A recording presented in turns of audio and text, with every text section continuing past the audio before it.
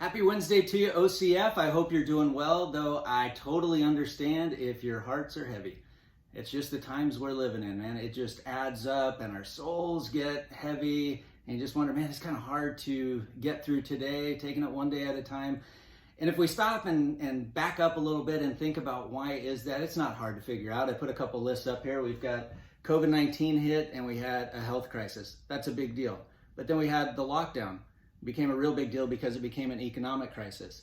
And then we had the racial injustice on top of all of that, which led to a social crisis. And add on top of all that, it's an election year. So we've got a political crisis going on. It's tough times. Souls are heavy. It's okay if you feel that way. But we got to remember what Jesus said. Matthew chapter 11. Come to me, all who labor and are heavy laden, and I will give you rest. Take my yoke upon you and learn from me, for I am meek and lowly in heart. My yoke is easy and my burden is light. Are we looking to Jesus to find rest for our souls? Unfortunately, I don't think a lot of us are. In fact, I think a lot of us, as we think about these issues, we're looking to find our soul's rest in politics. Politics is informing the way we look at every single one of these issues. Depending on where you are on the political spectrum, you're looking at COVID a certain way. Depending where you are on the spectrum of politics, you're looking at the economic lockdown a certain way. Depending on where you are on the political spectrum, you're probably even looking at the racial injustice through a particular lens. Politics. We will never find rest for our souls in politics.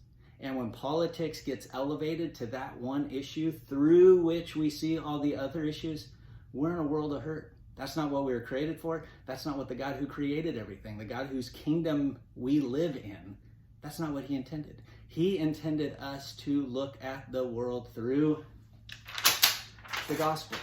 That's the lens through which we have to see everything else. How powerful is the gospel? Well, let me just give you a quick example.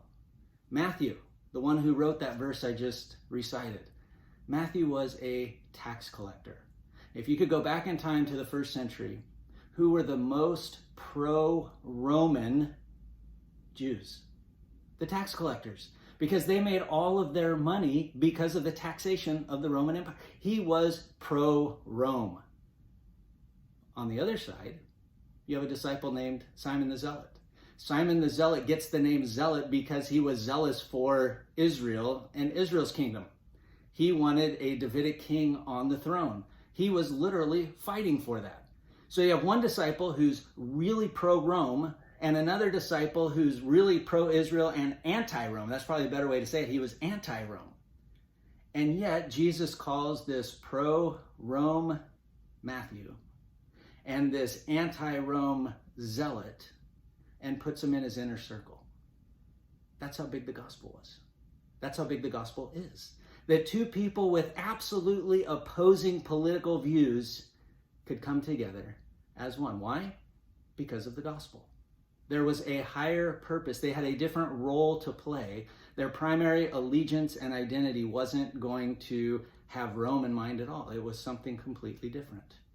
If we want to find rest for our souls, if we want to fulfill our roles as ambassadors of Jesus, as his disciples, politics can't be the lens through which we see life.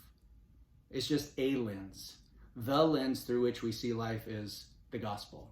So come on Sunday, let's talk about this. I'm hoping you'll leave feeling some rest in your soul. It's a tough issue, but one we need to tackle, and when we tackle it through the lens of the gospel, I think you'll see that there is hope after all, and we will find rest for our souls. See you on Sunday.